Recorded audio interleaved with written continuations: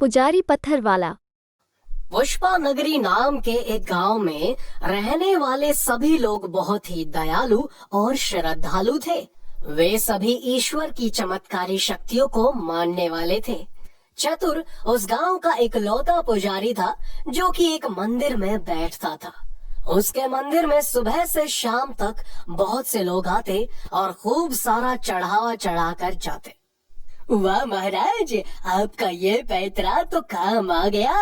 कहाँ तो हम निर्धन सड़कों पर भीख मांगा करते थे और कहाँ आपने केवल 2 पत्थरों पर तिलक लगाकर पूरे पुष्पा नगरी वालों को अच्छा बेवकूफ बनाया। अरे जरा धीरे बोलो, दीवारों के भी कान होते हैं और कोई सुन लेगा तो खामखा हमारा धंधा बंद हो जाएगा। चतुर की ये सारी बातें गांव में आए एक नए और विद्वान पुजारी ने सुन ली थी, जिनका नाम मानस था। उसने गांव के सभी लोगों को सच्चाई बताने की कोशिश की, पर किसी ने भी उसकी बातों का भरोसा नहीं किया, क्योंकि वो सब ही गांव वाले चतुर पुजारी को बहुत मानते थे। कितना बेशर्म आदमी है ये भाई, चतुर महाराज पर इतना बड़ा और घिनौना इल्जाम लगा रहा है। चतुर पुजारी छोटे पुजारी के कान में कहते हुए, देखा, मैंने कहा था ना कि कोई इसकी बातों पर विश्वास नहीं करेगा।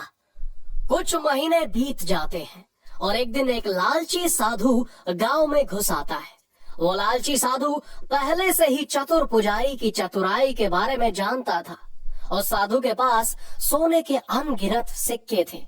वो साधु चतुराई के मामले में चतुर से भी ज्यादा तेज था। उसने आते ही चालाकी से चतुर को अपना मित्र बना लिया था। अरे वाह महाराज, आप तो मुझसे भी अधिक चतुर निकले। अब तो हमारे पास केवल धन ही धन होगा।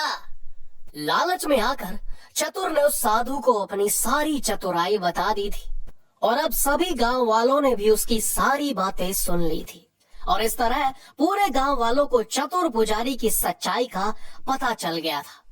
तभी उस साधु ने अपनी सारी नकली दाढ़ी और मूछें उतार दी। वो साधु कोई और नहीं बल्कि मानस ही था।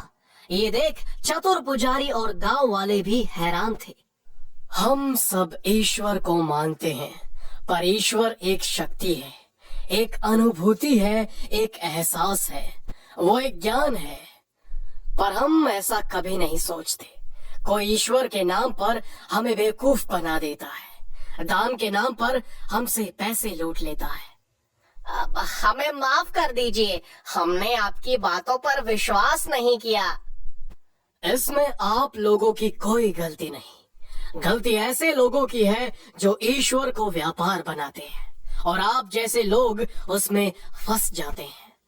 हम कभी ये जानने की कोशिश नहीं करते कि उस स्थान पर ईश्वर का कोई अस्तित्व या कोई सबूत है भी या नहीं।